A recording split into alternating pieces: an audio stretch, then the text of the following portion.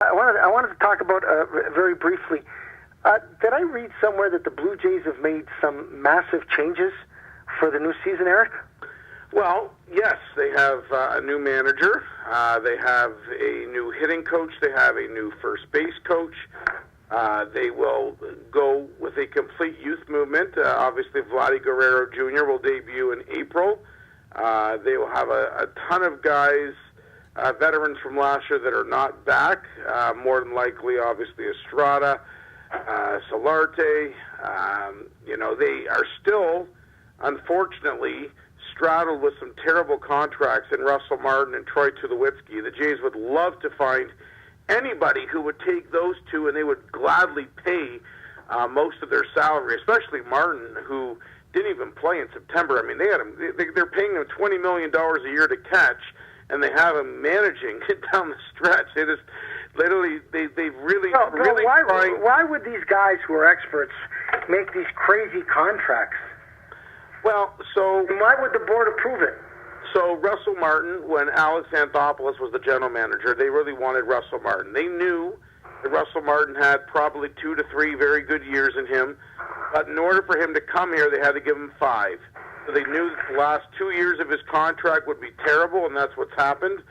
Troy Tulowitzki, when they acquired him for Jose Reyes, he had already signed a 7-year, $200-something million deal in Colorado. So they had to take on that contract, and Troy got hurt 2 years ago and hasn't played since, and it's been a disaster. The thing is, Jose Reyes had a very similar contract, not quite as bad, but a really bad one. And the Rockies, who the Jays traded him to, were able to get out of that contract because of a domestic dispute with his wife at the time.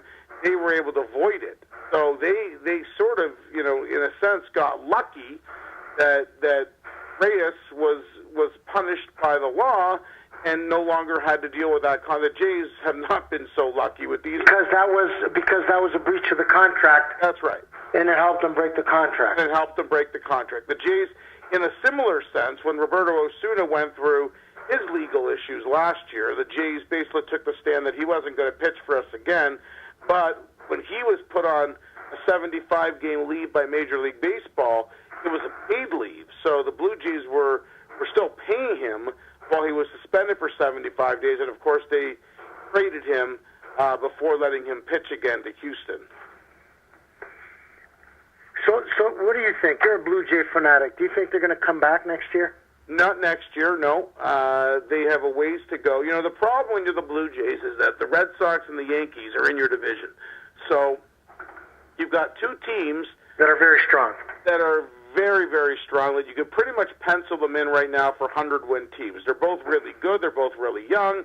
They both have a lot of money. And they got a lot of talent right now. They got tons of talent. They got talent on the Major League team, on the minor league team. They got talent everywhere. So if you're the Blue Jays, your plan is to, once the bad contracts are gone, once you're young players, and you are a top 5 team when it comes to having a farm system, once they are ready to play, your goal is to compete in probably 3 years. I think the next 2 years, it's important for development for the Blue Jays. Can they afford that?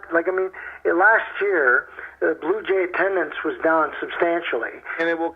So more importantly, it will help. Their viewership on television was very, very weak.